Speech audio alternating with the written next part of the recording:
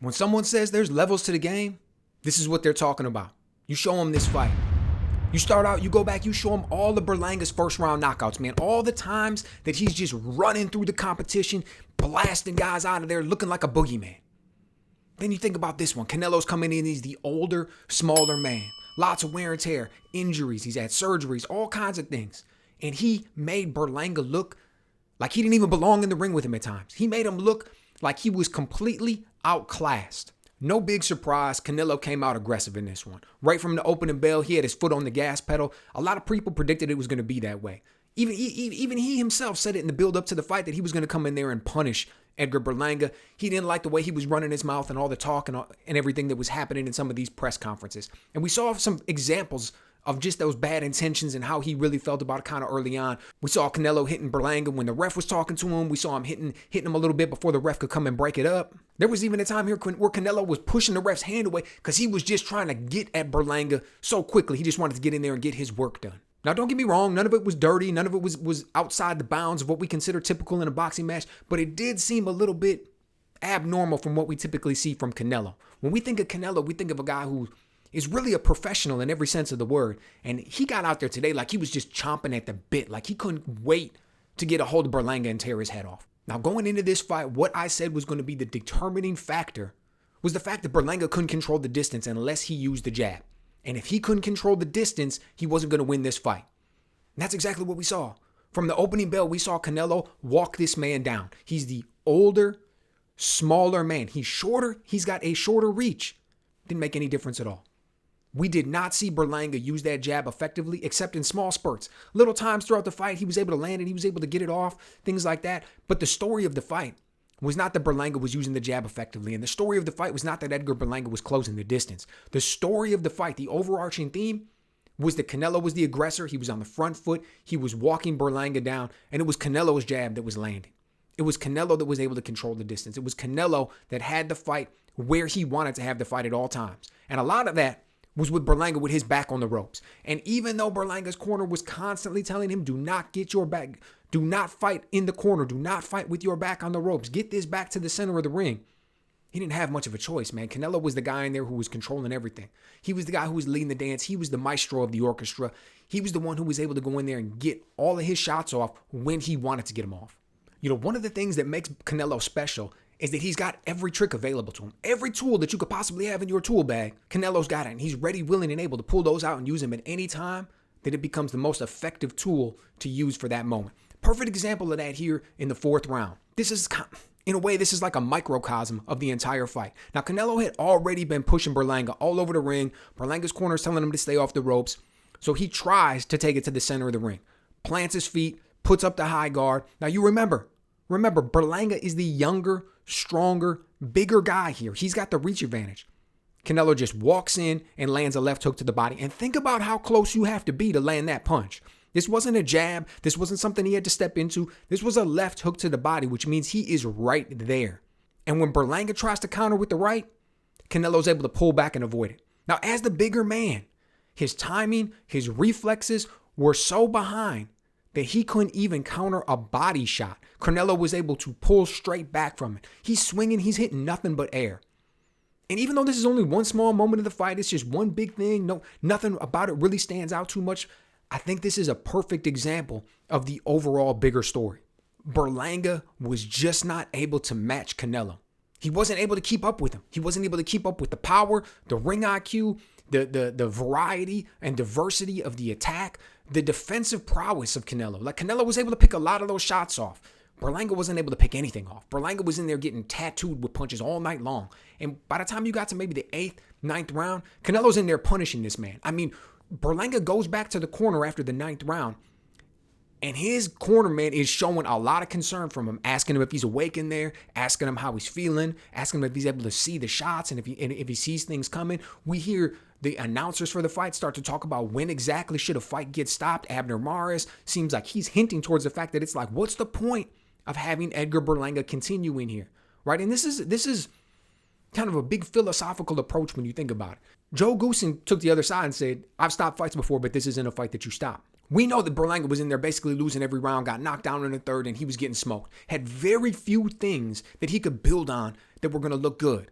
I mean, we can always turn around and say he had the puncher's chance, but even though he was landing a few punches here and there, he never rocked Canelo, never wobbled him, never looked like he hurt him. So did he really have a puncher's chance? Or were we just basing that off of the punches he's been able to land on guys in the past?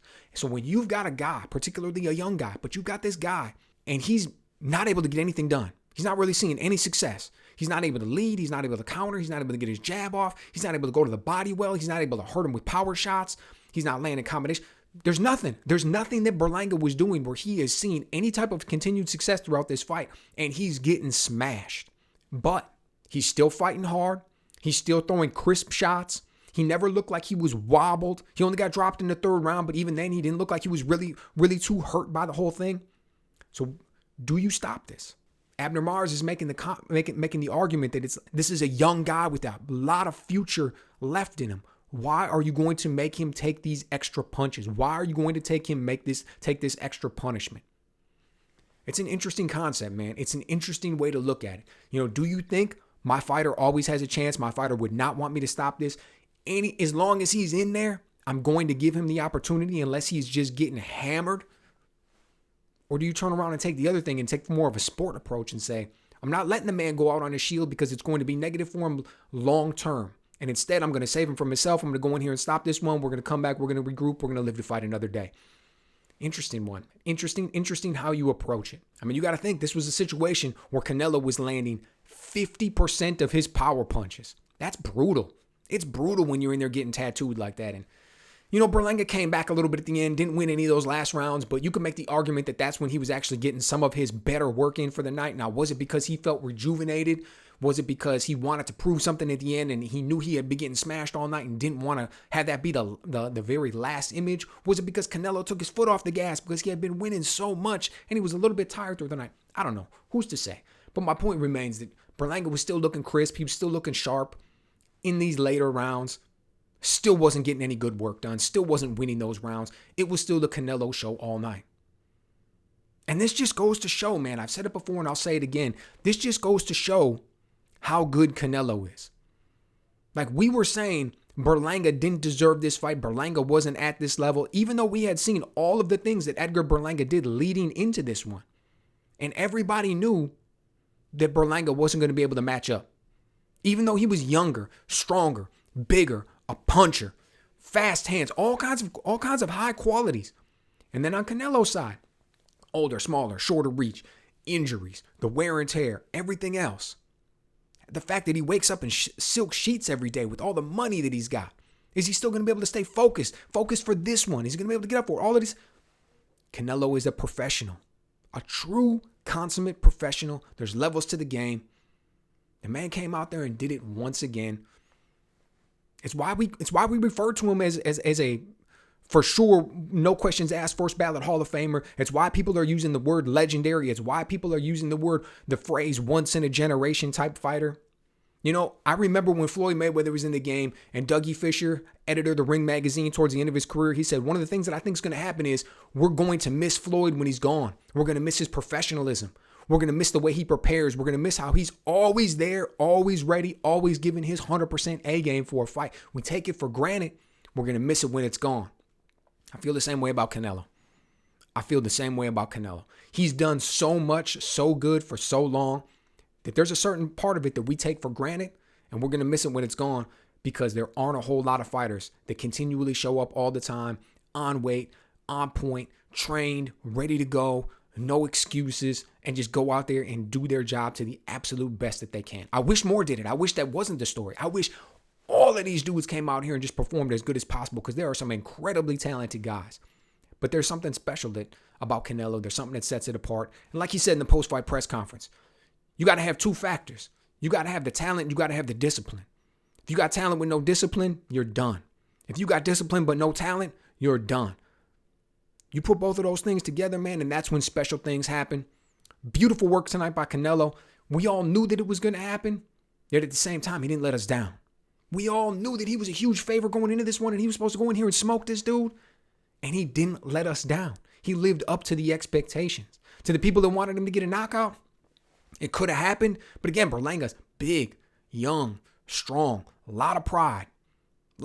He was in there being defiant until the very end, talking back, running his mouth, talking crazy to Canelo in those later rounds. Good for him, man. He's gonna have a lot to learn though. I hope he takes this one. I hope he learns from it. I hope he takes the time off, comes back rejuvenated, rebuilt, ready to go. It'll be interesting to see. As far as Canelo, man, how many fights does he have left? Who is he going to be fighting? Obviously, everybody constantly talks about Benavidez. He said that he wants that Bivol rematch, provided Bivol is able to go out there and beats Beterbiev. So let me know what you guys think. Who do you want to see him in there against next? And how do you think that one plays out?